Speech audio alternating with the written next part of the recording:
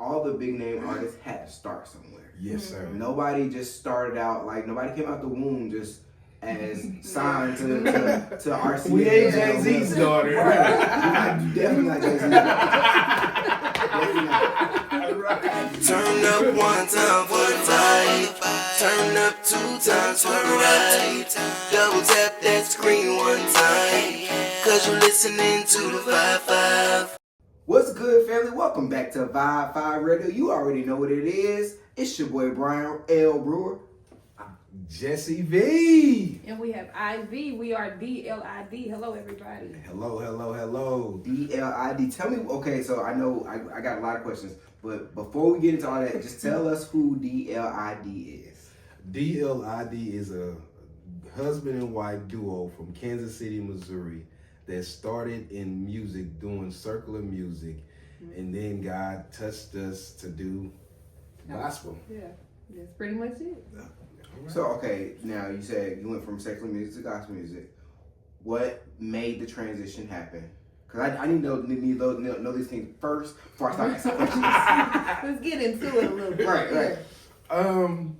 What made it happen is we was going through some things. Because at first we was doing pretty good in the circular world of, doing our own shows and getting paid, shows with Pastor Troy was coming back and forth up here. Pastor Troy, wait a minute.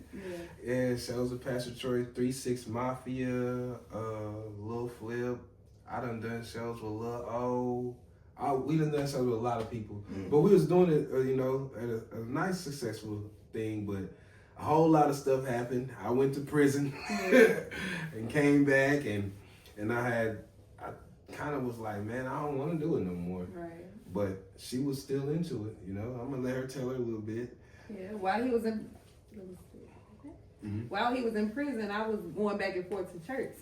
And so that kind of pushed us to doing the gospel music. And while he was in jail, I was telling him, like, once you get out, we got to change our process of this so you won't have to keep going back and, we keep going through the same thing. So that's what She used to look, I'm in jail, right? I'll call home, because we didn't have, and where we was at, it was dangerous to have service and you might get stabbed and stuff like that. So I didn't go to service, but I call home and she'll put I'll be at church. And she'll put on speakers so I can hear the preaching and stuff. And I'm like, okay, she really do be at church, because some women be like, I'm over here. And he calling me, I'm like, well, I'm at church. You want to call me? You want to talk to me? Listen to where I'm at right now. This is what we gonna do right here. Yeah, and I was getting some word through that like that, and it kind of inspired me, you know what I'm saying, by her taking a step like, man, I'm going to go to church, We wasn't going while you was out, but I'm going to go, see what's about. Yeah. Mm-hmm. But, yep, that's how I started. She was going to church and had me listening to it, and while I was in jail, and it's like she was trying to pour it on me, you know what I'm saying? Okay. So, now, you was in church. You was bringing it to him. Now tell me what was the pivotal moment that was like, I really need him to hear this. Like, was there a specific message? Was there something going on at the church? No, it was just the the process of how we was living. Him steady going back and forth to jail, and me me working and steady spending my money on him in jail. Not saying it was a problem, but still, that was a problem. We could be spending that money on something else. So that kind of pushed me back. And then when he got out, we went to church together, and we had my cousin. It was a family church. Okay. And my cousins. Fellowship, right? Yeah, Fellowship, right. They was a gospel group. What was it called? Jesus Pieces. Jesus Pieces. And they was doing the gospel rap. That was the first time, basically, we seen the gospel rap. And we was like, you know what, maybe we should switch from that to this. Yeah. Okay. And, yeah. So what did you like about the gospel rap? Like, because you hear a lot of gospel rap now, and compared to, I don't know, when was this? Man, this was about almost 20 years ago. Okay. So like, what did you like really like about gospel rap? I say the beats, I guess, and then you can still give a message through the gangster light type beats, I guess. We'll say that. Come on, gangster light. Yeah. I love it. Yeah, you can still get a message through that beat, and the saying is different bait for every fish. So Okay, you know, okay. I like that. Right. You should break that down. Yeah. Okay.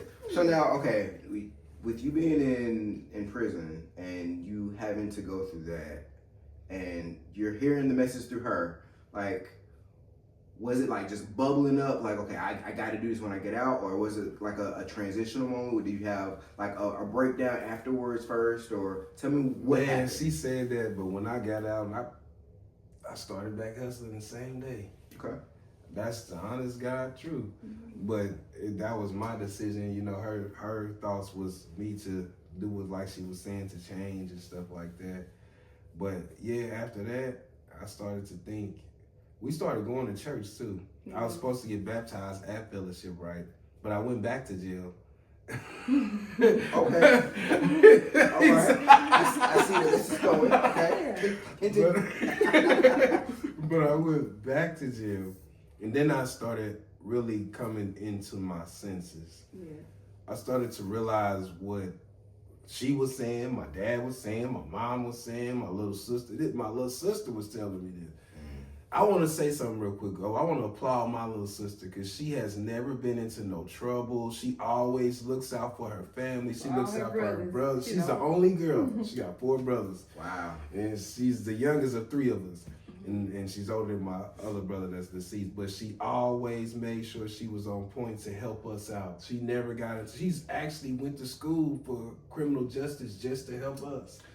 Wow. That's definitely admirable. Yeah. I My didn't God. think, right, that's what I said. Yeah. Uh-huh. But yeah, I want to applaud her. I apologize, but I want to applaud her. I just started thinking about her because she always does so much for her siblings, you know? And we don't applaud her enough. Yeah. And I'm gonna make sure.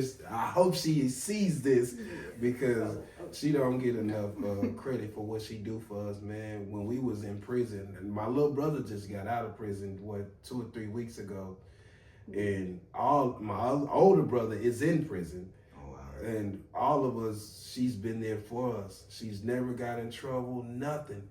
Just so she can be like, nah, I gotta take care, send this to my brother. I gotta make sure I'm out. I gotta make, you know. Yeah. And not only us, she got babies too, but we was here before her babies and going to jail before her babies was around, you know. So yeah, and it takes a lot. I was like, wow, she really does help us out, man. That's awesome. Yeah. So if you were to dedicate a song to her, it don't have to be one of your songs, it could just be any song. If you could dedicate a song to her, what would that song be? E40, family is all I got. Family's all I got. My family.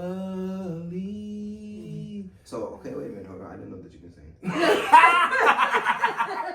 I can tone it, but I can't sing. I mean, that was a little, That sound like a little no, something. I like, bro. The notes were hitting, so I'm just.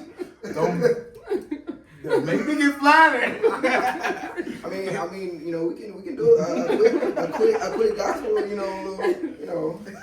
Thanks, man. But that's really dope. Like, you don't hear stuff like that a lot, especially in our community. People kind of going in and out of jail, and then having somebody advocate for them. After a certain point, people stop advocating for those type of people, for people that have been incarcerated or that have been mixed up in the system, whether it be due to their own situations or, you know, something else. Like, we just don't have enough people advocating. So I applaud that. That's really dope. Appreciate Kudos to her. it. Yeah, Renee. Absolutely. Kudos. Okay, so I got some questions. I'm ready. I don't know if y'all are ready. But, okay. So my first question, because y'all are independent artists, right? Yeah. Y'all not signed to a label. No. Okay. So y'all, One movement, everything. Yes. Remember, Oh yeah. So y'all know that I am a big supporter and big promoter of the independent arts, right? And small businesses, all that good stuff. So as an independent artist, what's the hardest thing that you've had to endure as an artist? I would say really trying to get our music out. Man. That's the hardest thing because everybody don't. Everybody can't vibe to certain things. Like I said about the different pitches.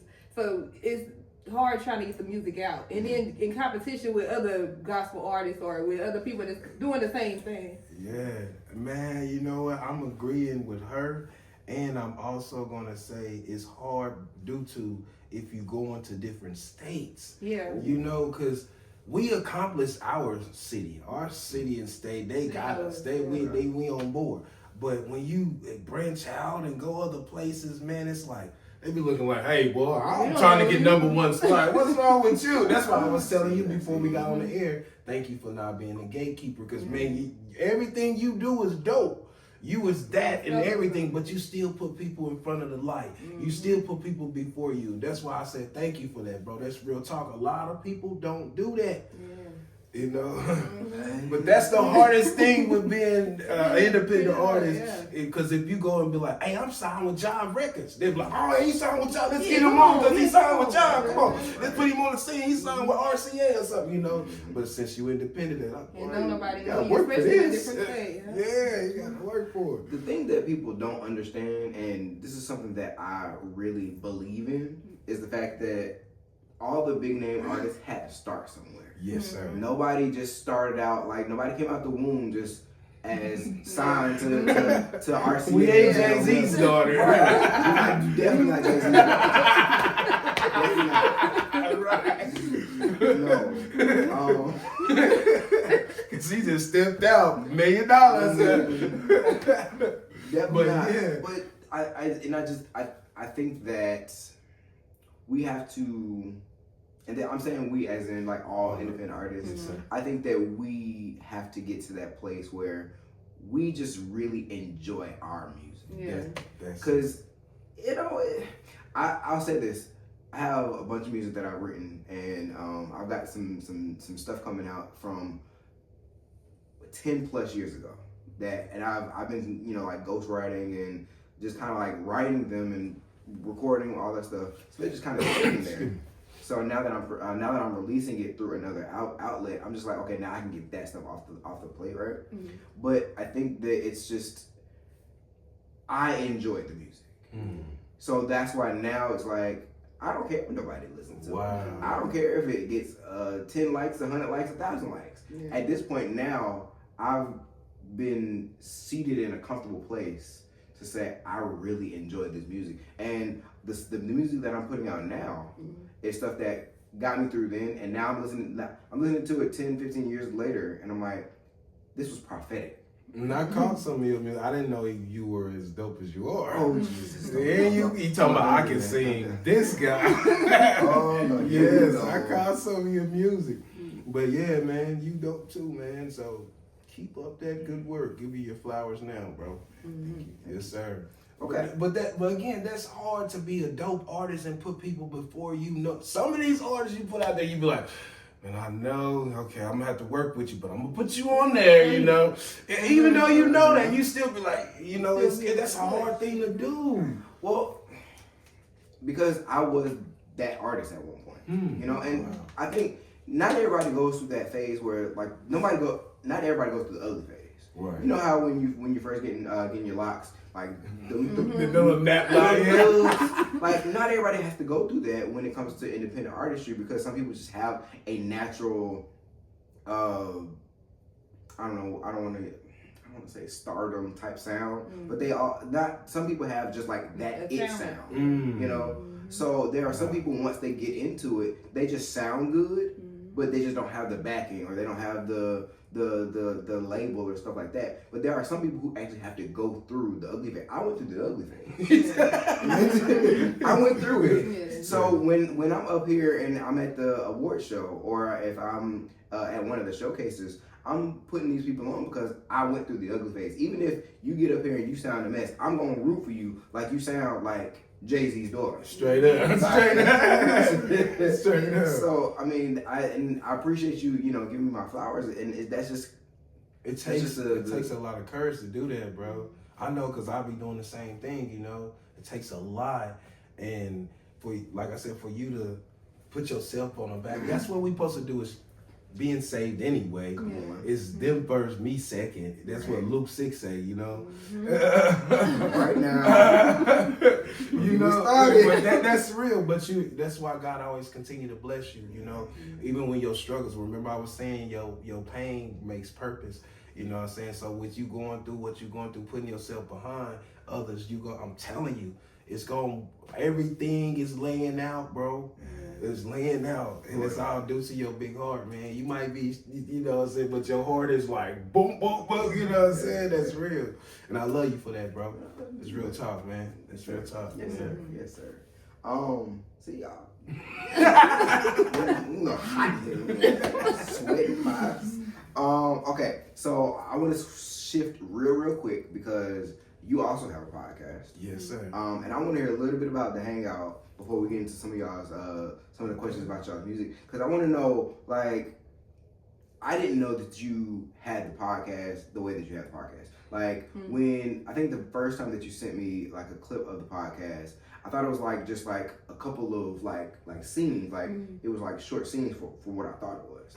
But then I went to I think your YouTube page, and you have like, it's a full podcast. So I was like, I didn't know this was this. I just didn't know. So please tell me about the Hangout, right? Yes, sir. Okay. Well, the Hangout, it came from, it was a digital magazine. Actually, before people started doing podcasts 20 years ago, I was doing this right here, you know, but it was called the digital magazine ADVAR, ADDVAR, short for advertisement. Okay. And that was my magazine, and I started from digital magazine, just interviewing people, and then I had my website where I take the digital press from audio and put it into words and have it pressed up on the page. But yeah, it came from ADVAR magazine.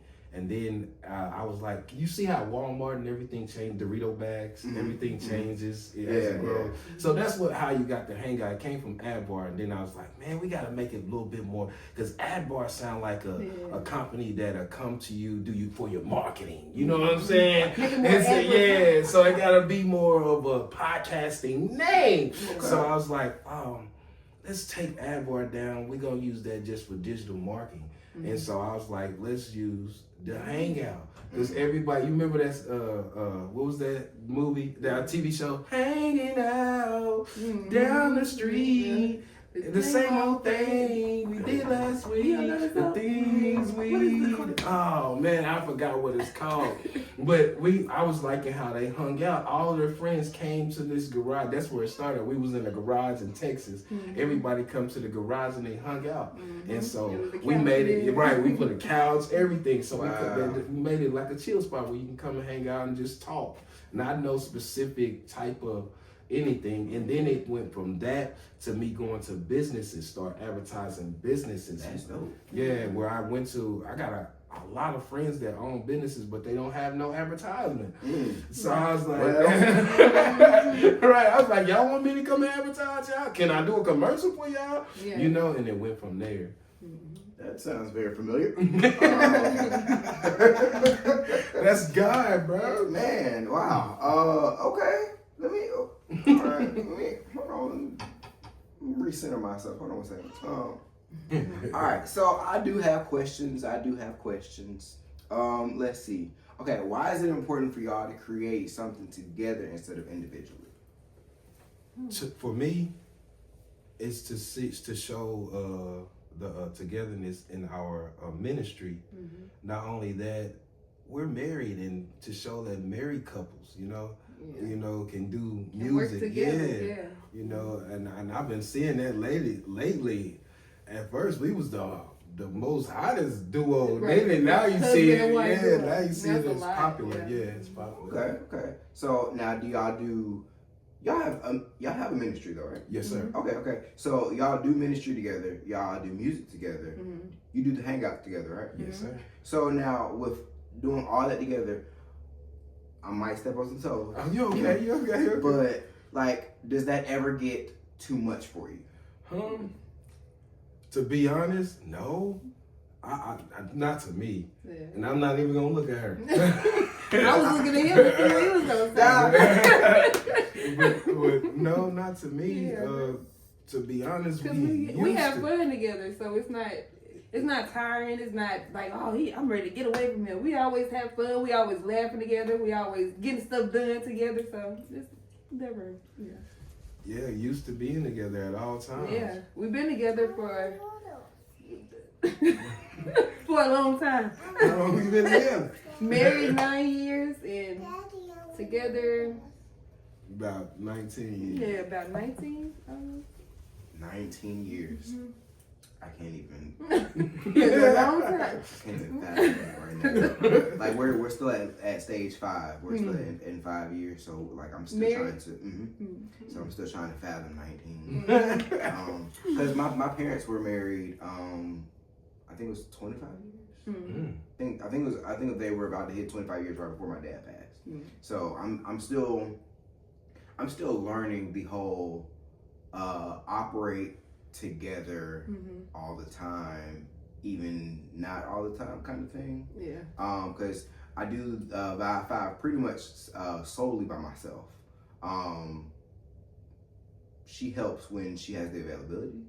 So we're learning how to, like, when the award show, that's now our thing. Okay, yeah. That's kind of like so we have this thing now where she's like the not the COO, but she's like the director of of events or something. I don't know how. So like pretty much she's the one that when stuff is going awry, you call her because I'm busy with putting stuff together. That's her too. The organizer. Yeah. So we're learning that. So 19 years, my God, I'm still there. No, I'm excited for that though, because you don't see that, especially in the Black community. Yeah. Especially younger people too. Right. Yeah. And it's just it's kind of scary. Well, watching my parents and my grandparents, my parents been married as long as I've been living. I'm 38 years old. Okay. And just watching them, you know, and we gotta admit, my family, we tight knitted, you know what I'm saying? And that's how we believe. That's why I'm so close to her. I'm so used to having somebody beside my side. Yeah. My little brother or my little sister. I always gotta, you know, watch out for somebody. So I'm so close to her because I'm used to having somebody next to me. Gotcha. Yeah. I'm the exact opposite. I was now I have a huge family. Like I don't even know what number we're at right now. I'm like number 17 of 34 of cousins. So my grandparents had 12 kids. Wow. So I got a lot of cousins. You almost choked me. Grandma had 12. Man, on my dad's side, there's a bunch of cousins. Not a bunch of like it's I don't know. It's a big family. Yeah, this is huge. So I am probably one of the few that are like an only child. Wow. Like my closest cousins, they all have a brother or sister. So you don't have any siblings? Nope, no siblings. Wow. So yeah, I'm the exact opposite. I'm like, I don't mind doing stuff on my own because I've been doing it all my life. Yeah. I'm used to it. But that's really dope. Like 19 years, y'all. Yeah, Very nice. Learning experiences, you know, it's when I'm a different type of dude, man. I don't know. When I zone in on something to try to accomplish it, I do it. You know, that's just me. I see people watching me like my little brother, my little sister, my mom, my dad. So it didn't matter when I was in the streets, that was just me. You know, when I told them I was a drug dealer, when they was watching me, I tried to be the biggest drug dealer there was. You know, whatever it was, I'm just saying, even in the spirit now, I want to be the best as whatever I can be and give it to my all. That's just always been me, you know. But yeah, the togetherness, I love it, bro. My little brother told me when he got out, because he used to watch us on on his little tablet or whatever, they send him pictures in the joint. He said, man, I just was watching y'all. Y'all look happy, bro. That's it. Yeah. He's like, man, I want that, man. And I'm just watching y'all from these pictures and y'all got y'all family, man. Y'all look good, bro. I was like, wow. I'm just doing me, you know, not trying to make nothing look what it is, but I just like living my life, you know? Yeah, and I wake up every day, do whatever I want. You know, that's real talk. My wife too. You know, that just God. So with y'all being married for you said 9 years. 9 together, years. 19. Yes. Okay. So I'm gonna let you answer this. how much of your marriage pours into your music? I would say all of it. Okay. Because we gotta, like you said, we gotta have togetherness within us and within our music, you know, especially when we doing a song together, you know. So it's we kind of feed off each other when we do our songs. Nah, I do now that's something that I do appreciate about married people when they know how to feed off of each other. Right. Like y'all haven't had an opportunity to see me and Lauren on the podcast. We did the first episode together, and she interviewed me because I rarely interviewed because I'm always interviewing other people, and I'm always doing something for somebody. So she interviewed me and just was like kind of like we were pretty much just giving updates of like stuff that was going on with the music, with Wi-Fi, all that kind of stuff. But like I was sitting there watching the replay of the podcast with her, and I was just like, we're the same person. Yeah. This is like it's so weird sometimes. Like and like even like when we be in the house and like if we're just like randomly doing stuff or trying to calm Simone down, it's like we're the same person. I could be in a whole nother room and hear her say something. I'm like, I just said that. Right. That is same crazy. Yeah. Yes. I promise that is us, bro. That is us, man. Especially with that 6-year-old. Yes. we is what they say, evenly yoked. Evenly yoked. When you have divine souls together, like-minded. It's different. But yeah, man, that's the chemistry. Like you said, how much? Man, a lot.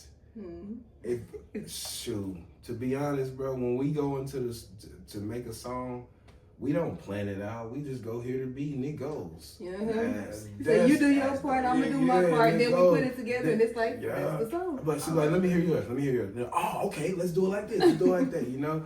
We never planned the song out ever. None of the songs we ever done, we just hear the beat, make the song. Oh, that's pretty dope. And it always come together. Yeah. That's dope. Now I listen to some of y'all's music. I am an avid listener when it comes to listening to people's music, like especially independent artists, because I like just good music. So there's a couple of songs that I heard. So now, with y'all's dynamic, what do you think is the next step for independent artists that are like y'all? Like the duo type, I think it's getting big. You know, at first it was group as far as 4 or 5 people. Then it slimmed down then it was solo artists. Now you seeing more of female and male, or singer and rapper trying to make something, you know what I'm saying? So I think that's gonna be big. The duos is gonna be big, because everybody is not just wanting to hear just singing. They just not wanting to hear just rapping. You put it together. That's why Ja Rule made it so big, because he sung any rap. People didn't see that though. If he wouldn't have sung, his rap would have never made it nowhere. But when he put his singing to his rapping, it blew up. It blew up because they wanted to hear both. It was, you know, he can do both. Different you know, he can rap and he can do his little singing thing. But when he put them both together, it brought it out. It made it more creative. Okay, I can get with that. There's definitely a market. I'll say that there's definitely a market for somebody who can do more than just one avenue. I listened to Now, of course, you got people who are like Kendrick Lamar, who just won like the most Grammys for a rap. I just now. see that he had like a And floor full of Grammys. It's like, okay, well, for this the one guy- song, and forgive me, I'm not trying to cut you off. Please forgive me. No. But man, I really do think Drake is more talented than Kendrick Lamar, because Drake he really can sing, he really can rap. All that Kendrick Lamar just can rap. And I'll say this. I agree. I didn't want to bring it there. Sorry, I No, it's apologize. okay. But I agree because I think that what's happening, and you know, y'all can eat me up in the comments if y'all need to. But what I think is truly happening now, because of just the way that life is going, just in general, it's becoming social media powered. It's becoming media driven. It's becoming what is hot and what the culture is represented. That's true. And the thing is, you have culture within culture. Come on. When it comes to music. Come on. And it's almost like it's like box inside of a box. You ever seen those? You ever seen those gag boxes where you open one box and there's another? That's how it is when it comes to. And I think that Drake has a very unique sound. When he first came out with Best I Ever Had, it was like that's my song. For real. Like when he first came out with that, it was different because it was like, bruh, like where'd you come from? Right. Like you was supposed to be acting. Yeah, acting. Go, you know, on the screen. But anyway, but like, he started out with that song, and it was like this sing rap kind of thing, and it was like, okay, but over time he's become a joke and a meme for the culture now, because now everything it goes to like the whole colorism thing, dark skin versus light skin. Wow. And then beyond that, he's got like this reputation of being too feminine on like certain platforms. So now people they want to talk about him, and it's just it's so much and too much. Yeah. Wow. So now when you look at it between him and Kendrick Lamar, it's just like, well, Kendrick Lamar is a rapper. But He's dark skinned. He's and you know he fits what? all those boxes. He does, and Kendrick Lamar is from the streets. Yeah.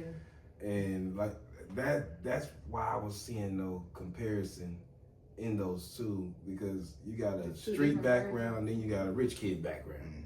You are going to get different sounds. He got a sound of a happy home. He got a sound of my home has been destroyed.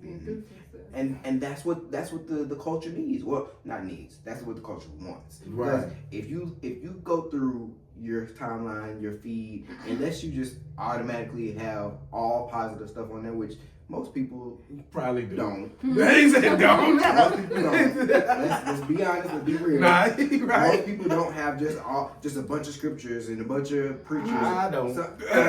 So if you actually just go through the timeline and go through your TikTok feed and you go through your Instagram and Facebook, then what's really feeding people is drama. It's chaos. It's fighting. It's streets. It's all this stuff.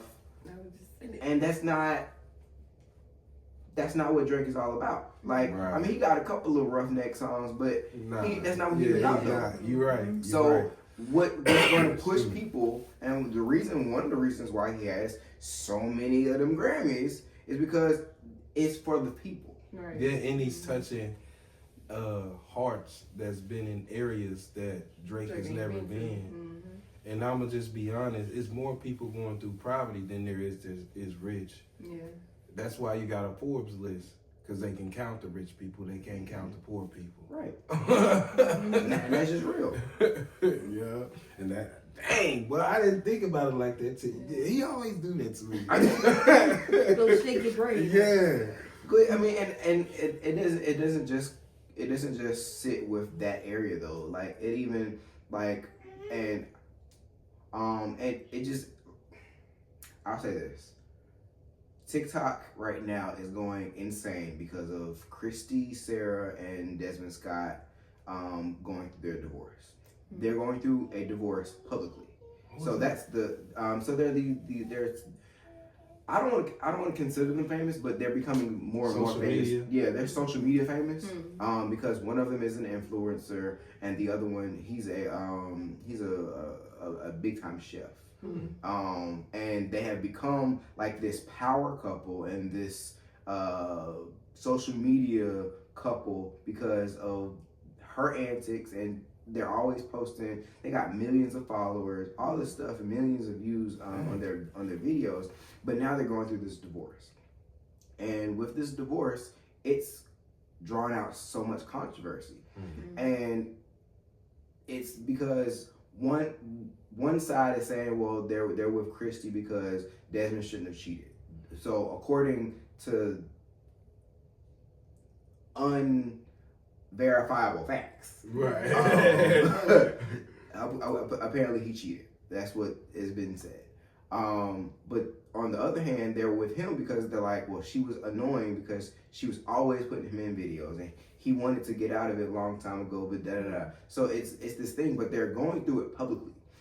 They have gotten so much traction to who their marriage is that now anytime that you pull up one of their videos, the first comment that you see has to do with their marriage. It's something negative. Something negative about their marriage. So that's the way that the culture is running, and that's the way that unfortunately, that's just, and I don't want to just say black culture because it's not just us, but Majority. That's what you see. Yeah. As soon as something bad happens, it's flooded. It's flooded. But if I post now, and this is a little shade to some people, so take cover. Anyway, but if I were to post something, negative or something like a fight or something, then it's gonna blow up. If I tag ATL Scoop, it's gonna blow up because it's a fight in Atlanta, right? But if I were to post one of my songs and just something and tag ATL Scoop, it's not gonna go nowhere. They're not gonna pick it up. They're not gonna put it on their stories. It's just not gonna get no share, nothing. So, and that's just the way that it is right now, and that's unfortunate. That's crazy. But now, I was tying it back to gospel, like into where we where we live at, it's the same way. Yeah. Because now there's controversy that goes on within. Like there's so many different controversies you can pull from right now. Like you can pull something from Kirk Franklin. Come on. You can pull something from T.D. Jakes and all that. You get like there's so much, but how much positive have they put out there? Yeah. And now people will immediately negate you because you did something negative. Or even with the Drewski thing and how everybody was saying that his skit was about the pastor. About Pastor Mike Todd. And now here's the thing though. That was crazy. Y'all can eat me up in the comments. But Drew is crazy for that. When I tell you, Mike Todd I'm not gonna say he saved people, but his avenue, he's been a vessel for so many people to get saved and so many people to get delivered. You know what the words say? What's it? As long as the word is going forward. It don't matter who's there, what they got on, what they smell like, what they done did.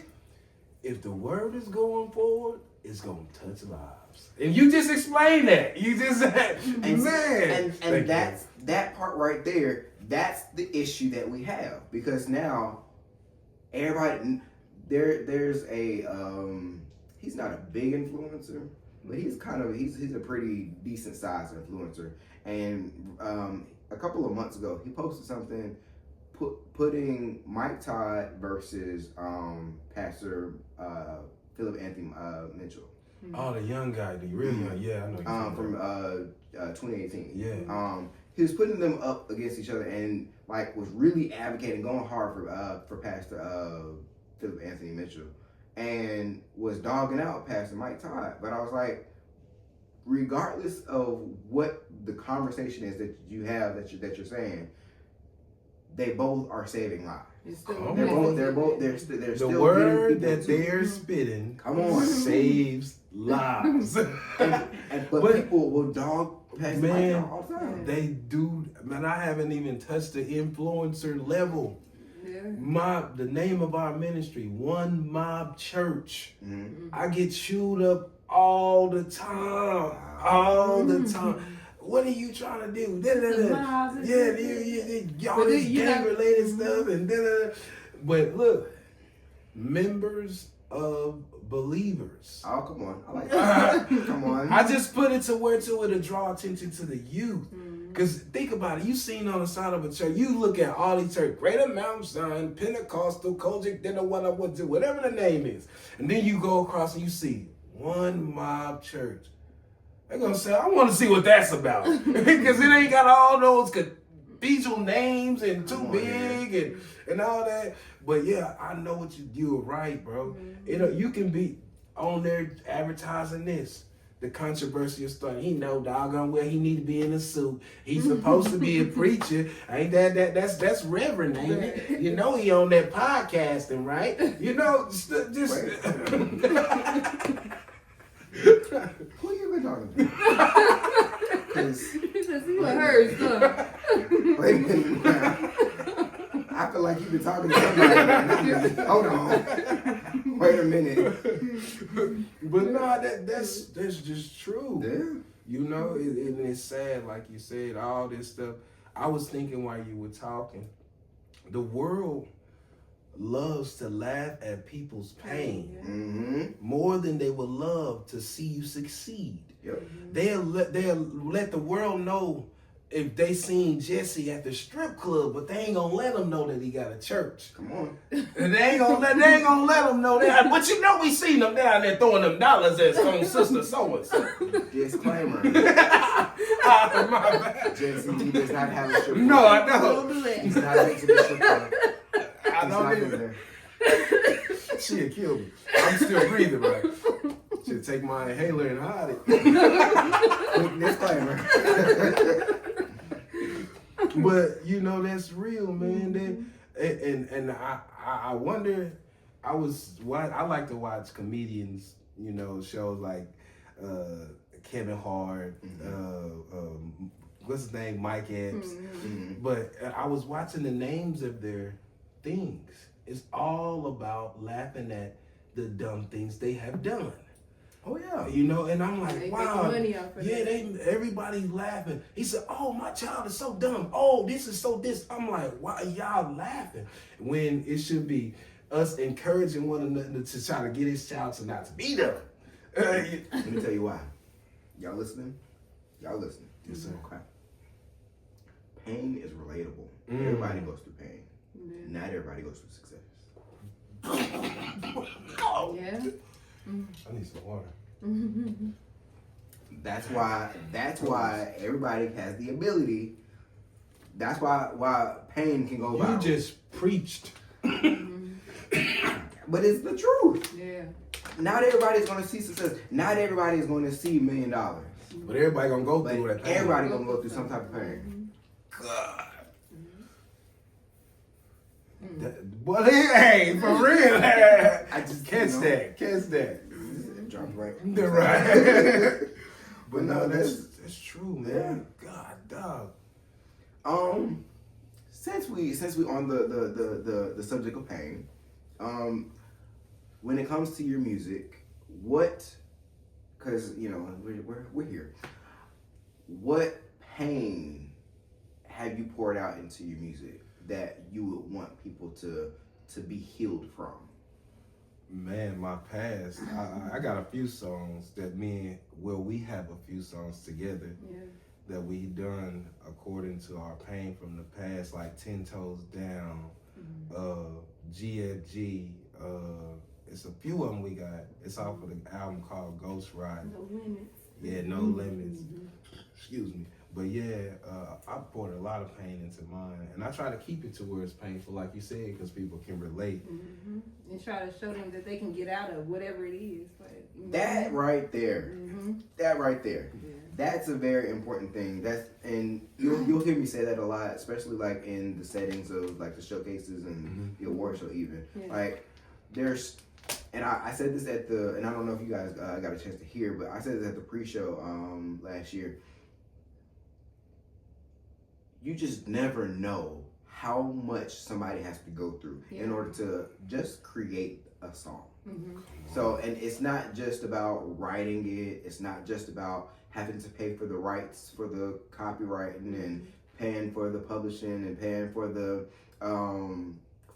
beat and paying. It's not about all that. It's, I mean, like you have to go through all that, but it's also about the process that you got to come up with the idea for that song. If I write a song about depression, I had to go through depression in order to relate to it. People do not know, and some people, I won't say that people don't know. People don't realize how impactful it is to have to go through those type of things, put it down, have other people to hear your personal testimony.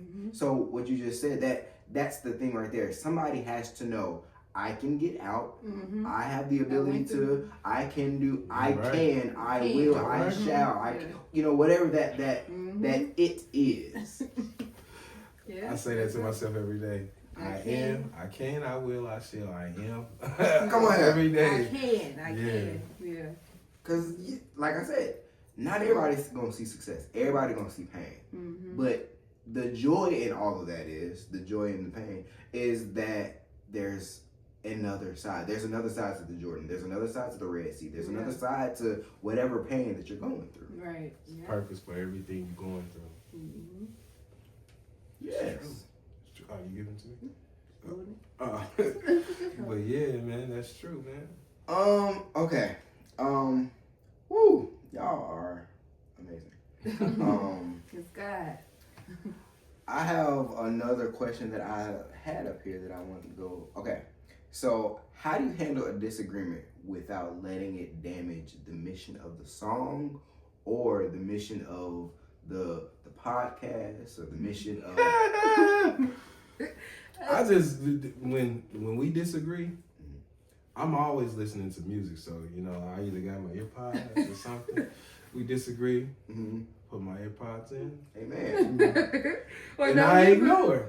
That's not ignore, like not like, out. but it's like put it to where it won't cause friction. I put it, babe, I understand. Thank you. Last time when we did the song, we kind of disagreed on it. We just put it together. Yeah. Now that's interesting. Yeah, I was like, well, what do you want? Your part, my part. We just put it together. Yeah, that's what you want. Let's do it. And it worked. It worked. Right. That was the song, Truth Walk. Okay. Yeah, we did that on Truth Walk too. And what was the other song? What's the song? I can't think of the name of it. I can't think of the name of the song, but yeah, that song, we really was in disagreement. I did not even want to record her, bro. Oh no. Yeah. Like that, not that part. We ain't gonna put that on. Yeah. When she came back, I was like, well, forget it. You know what? You want to sing it? Sing it. And that song is a hit. I can't think of the name of it. It's hot too. But yeah, that day I was like, man, you know what? I really don't feel like this. But like, even when we disagree, we kind of agree. We just go off to the side and have our little moments, and then just come back together. Yeah, most of when we in the studio, I can't put my earpods in. I just I can't shut up either. Yeah, she just keeps talking. My wife is the person that she antagonize it until you just be like, "Hey, listen, like, baby." Are you sure? So that's why I do that. I'm like, babe, I love you, babe. I'm gonna listen to this. I got new beats. I just bought these JBLs, man. She's like, "Are you listening to me?" No, bro, just send me some new beats. I'm gonna get back to that. I'm gonna get back to that. Yeah, I've learned that because this is my second marriage. Okay. In my first marriage, it wasn't like this. She wasn't. My first marriage wasn't agreeing. Okay. She didn't want to change like this. She, and I always told myself like, wow, this is crazy. This was people thought I was a demon in that marriage, but everybody think I'm a god in this marriage, you know, like, but that's what she was portraying for me to be.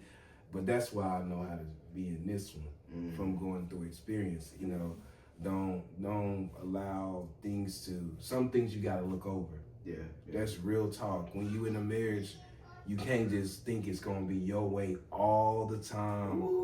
Like on both sides. Yeah, you gotta, people say you shouldn't compromise, but when you have a wife or a significant other, you have to take some calming down to compromise with that person, you know, because sometimes seeing it your way may not make it better for the situation, you know. So I'll be asking her when situations come, hey babe, what you think? Yeah, you know what I'm saying? Like, shoot, for real, because sometimes I don't like just thinking about myself, you know? Come on here.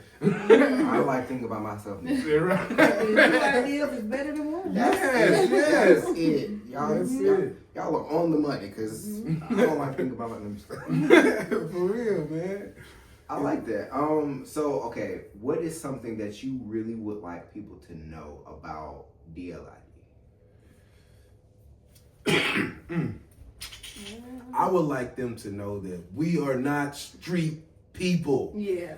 Just because we come in the chains and you know, and I guess something too. And I'm just being honest, man. Everybody that listens to our music is not in the church. I got a lot of people from where I'm from. They in the streets. They sell dope. They do, you know, this is real talk. But they jam our music. You know what I'm saying? And that's what we gotta. You gotta. Let me pause for a second. When doing any kind of specific business of branding, you gotta know who you're marketing to. You know. Very wise. So that's why I can't change up how I look. I know that this is what I'm for. I'm for the streets. Everybody ain't for the house of prayer. You know what I'm saying? Right. Even though I do want me to get a house of prayer, but that don't mean I'm for that. I can have it and have somebody run it, but like I'm saying, everybody ain't for that. We for the streets. Yeah. That's real talk. We go to the streets. People be like, "Hey, what's up? Y'all do gospel music? What? Let Oh me my hear it. God! What And the-" then when they hear it, they like it. Exactly. They're like, wow, look at these. Whoa. And to be honest, in our town, a lot of people be saying they do gospel music, but they don't do gospel music. We was the first people to bring gospel hip hop to Kansas City, Missouri. Me and my wife and my children. We done over every church you can think of in Kansas City, all that. We was the first to bring gospel hip hop down there. Now, there was artists doing it outside of our state or our city, but we was the first in our city and state to do it. Wow. And then one thing I would like everybody to know about D.L.I.D. is called we are D.L.I.D. Not D.L.I.D. No, everybody do that. Not D.L.I.D. It's D.L.I.D. My partner, Ken Jones, is my partner, but we done went to his church like 5 times. Every time we go, what's up, D.L.I.D? I'm like, bro, it's D.L.I.D. Like, oh yeah, and that's my dude, that's my guy. Not only him, everybody. Not D.L.I.D. It's D.L.I.D. We sound like Webby when he first came out. It's Webby, not Weeby, baby. But no, that dude kind of hurt us, man. I'm like, oh. And then we get up there like, oh, that's not us. But hey, D.L.I.D. No. But D.L.I.D. stands for Do Live Indirect. Okay. I like that. Do Live Indirect. But I mean, there's periods after. Exactly. Yeah. Thank you. I'm not trying to be shitty. Excuse me, y'all got asthma, but I wasn't gonna say that. I had to say it. Let it be known. Yes. I understand. Coming to the stage. D.L.I.D. No. Wow. That's every show we go to almost. Wow. Did they do that at pre-show? Pre-show? No. D.L.I.D. Okay, cool. Yeah. He said, did we do that? No. Because I think they knew the us, sisters yeah. knew us. Yeah. Okay, that's right. Okay. Yeah. Okay, because I was like, well, I'm glad they did though, because that made it better. When they do that, welcome. we come on. Yeah. When they Make do it that, better. we come on the stage and we like, oh, Yeah, because not it's like, us. Because now everybody thinking we D.L.I.D. No, we not D.L.I.D. But that's a good marketing tool though, because when people do that, that's a good opportunity for y'all to get up. All right, so this is what D.L.I.D stands for. So now I got a automatic in. That's why we got brothers like him to help us see the insight of what's going on. I just have a Missy Elliott mindset. Okay. Put it down, flip it, and reverse. Y'all, I might edit that out. Hold on. Okay. Put it down. Flip it and reverse. Yeah. But he did that. Okay. So, all right, I'm gonna be serious. Love, big bro. Love. Okay, so we talked about we talked about your music. We talked about your marriage. We talked about the hangout. Tell me about ministry. Okay. Now, our ministry before it was one mob, it was one worship, one praise. Okay. But it seems so. To me, it just seems simple to me. It just seemed ordinary. Yeah. Ordinary. But it all stands for We Up Now. That's what one stands for. We Up Now. Yeah, W-U-N. Yeah. But our ministry, man, we started it in Kansas City, Missouri. Hold on. Wait a minute. My brain just went like, I don't know if I was not paying attention, like just a second, like for, I don't know what happened. But I just realized one mob, W-U-N-M-O-B, all of it's like abbreviated. Y'all these acronyms. I'm like, wait a minute. Yeah. One movement ENT. Okay. One M-O-B, D.L.I.D. At this point, y'all need to run education center. It's coming soon. No. Acronym Education Center. Yeah, we gonna run an acronym education center. Because I was like, wait a minute, hold on now. Yeah. I'm adding 1 + 1 and 2 was not coming up at that moment. I was okay, but go ahead. But yeah, we started in Kansas City, Missouri. We started in a community center. The first day we opened and started our service, we had a service full of women. Women, I'm talking about her family, a few of my family.